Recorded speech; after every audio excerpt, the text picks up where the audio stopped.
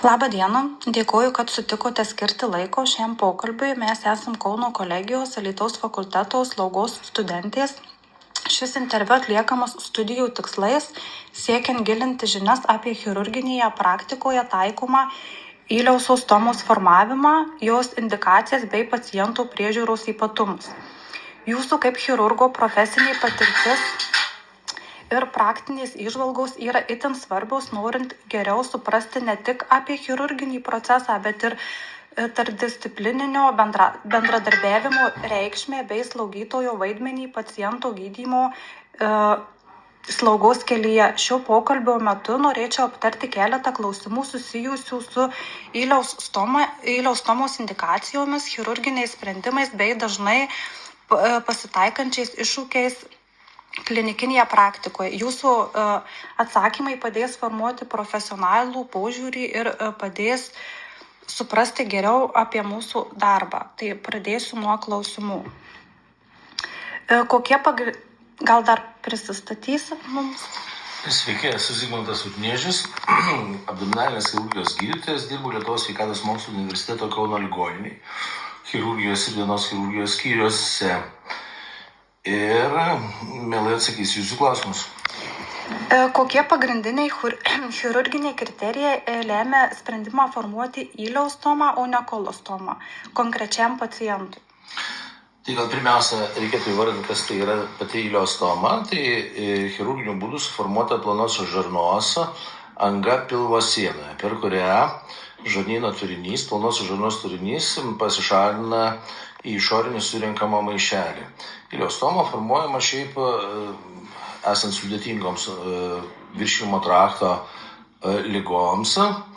Tai ne kasdieniniai sprendimai, rečiau sutinkami, dėl to tie praktiniai patarimai yra labai naudingi, nes pats ileustomos išvedimas yra sudėtinga operacija ir chirurgui, ir sudėtinga būklė pačiam pacientui. Kada formuojama ileustoma? Dažniausiai formuojama esant storosios žarnos uždegiminėms ligoms ar plonosios, tai Krono ligai, opiniam kolitui. Pasitaiko, kad ileustomą reikia formuoti esant storosios žarnos onkologinėms ligoms, taip pat žarnyno perforacijai ar po traumos. Kartais jinai suformuojama kaip apsauginė laikinoji priemonė, laikinoji ileustoma, kuomet daroma storosios žarnos anastomozės, jungties operacijos. Dabar klausimas buvo jūsų tiesioginis. Kokie pagrindiniai chirurginiai kriterijai, ar ne, renkantis ileustomą ar koliostomą? Tai pirmiausia, tai yra pačios patologijos lokalizacija. Tai jeigu operuojam storosios žarnos patologiją, dažniausiai ir ta patologija palietusi visą storąją žarną arba didžiąją jos dalį, tai renkamės ileustomos operaciją. Jeigu ta patologija palietusi tik distalinę, baigiančią storosios žarnos dalį, tai tiesioji, riestinė žarna, nusileidžianti, tai dažniausiai yra pasirenkama koliostomos operacija. Tai kairiosios pusės pažeidimas, tai dažniausiai būna riestinės žarnos navikai, gali būti divertikulitas perforavęs, ar divertikulitas su pūliniu, ar su išplitusiu peritonitu. Tai pagrindiniai yra tokie kriterijai, kuomet renkamės ilio arba koliostomos formavimą. Kokie operacijos metu padaryti techniniai sprendimai, tai yra ileomo išvedimo aukštis, kraujotaka, fiksacija labiausiai nulemia sėkmingą ileustomos funkcionavimą po operacijos? Tai yra keletas momentų svarbių, kurie vėliau gali įtakoti ileustomos normalią funkciją. Pirmiausia, tai yra priešoperacinis planavimas. Tai prieš operaciją reikėtų teisingai įvertinti būsimos ileustomos vietą, kad jinai būtų teisingai parinkta, nuo to priklausys, ar ileostoma bus gyvybinga, kaip patogiai bus klyjuojamas surenkamasis maišelis ir realiai nuo to priklauso, kaip mes turėsim patogiai galimybę eksploatuoti ją ir ar nebus komplikacijų. Intraoperaciniai techniniai sprendimai, tai svarbu labai formuojamos ileostomos kraujotaka,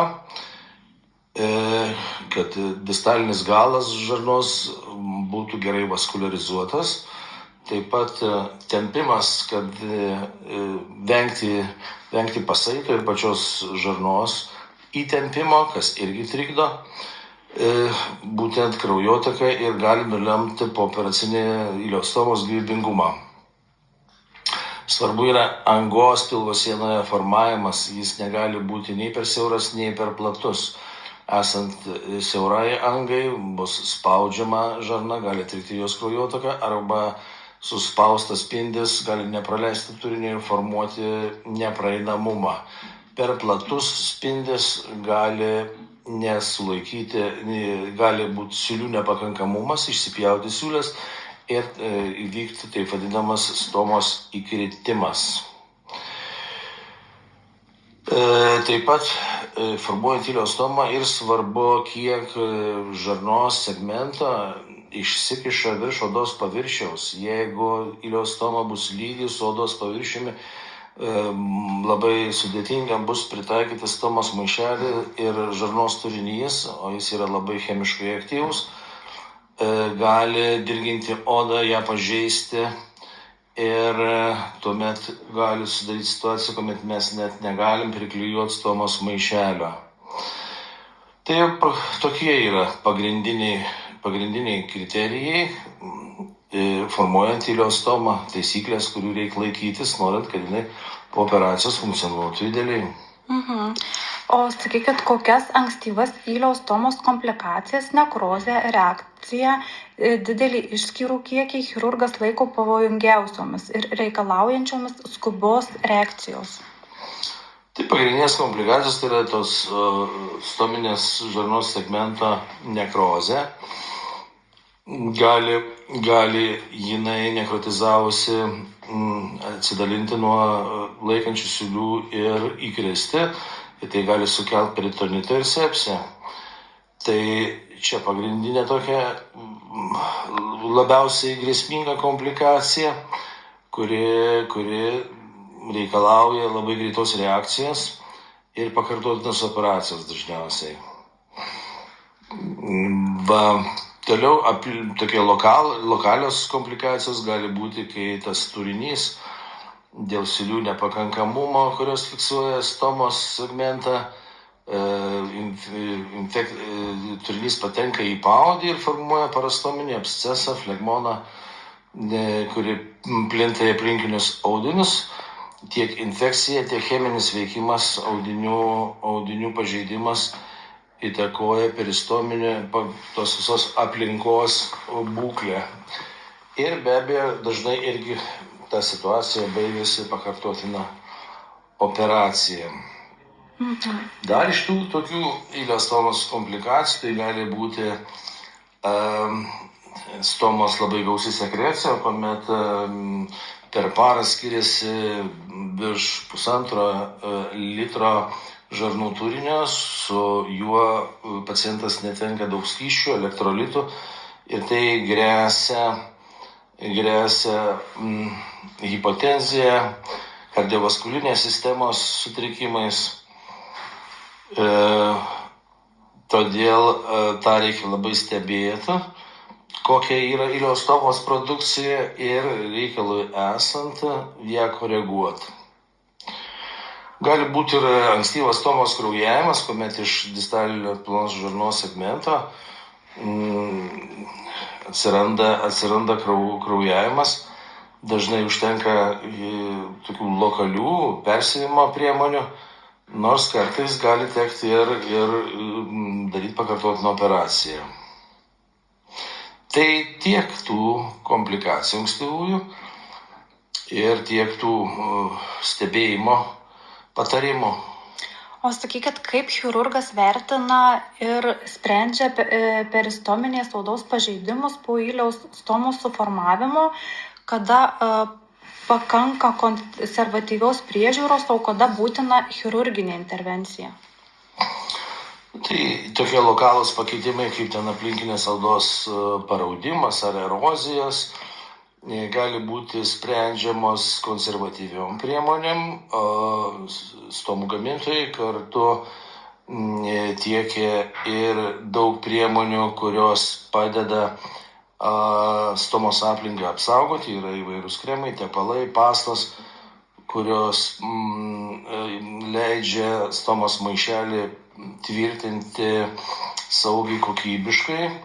Na, o jeigu taip nutinka, kad stomos paviršius nekrotizuoja ar kraujuoja, jau tų konservatyvių priemonių neužtenka ir reikia chirurginės pagalbos, pakartotinos operacijos. Tai tiek tų patarimų ankstyvai priežiūrai.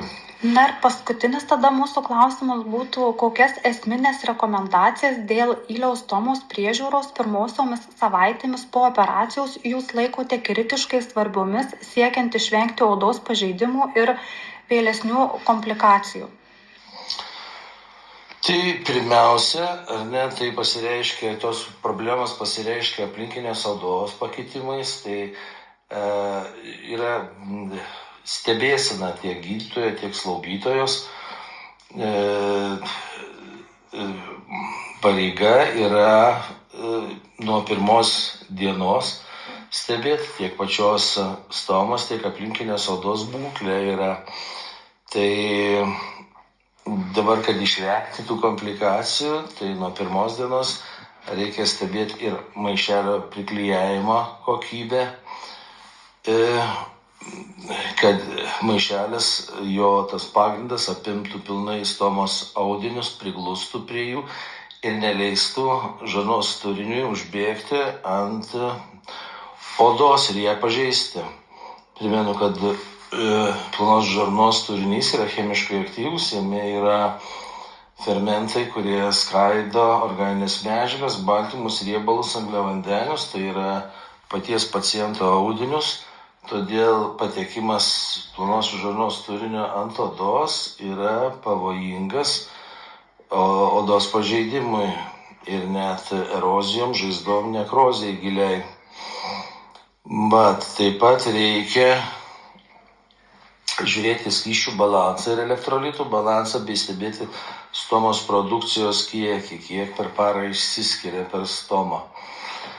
Ir pagal tai koreguoti dietą, skysčių kiekį ir maisto produktus parinkti, kurie galėtų įtakoti stomos produkciją. Tai kad išvengt tokių dalykų kaip odos pažeidimas, reikia stebėti maišelio pritvirtinimo kokybę ir net esant pakankamai jai, vis tiek kas 3-5 dienas reikėtų stomos maišelį kartu su klijuojamu pagrindu pakeisti.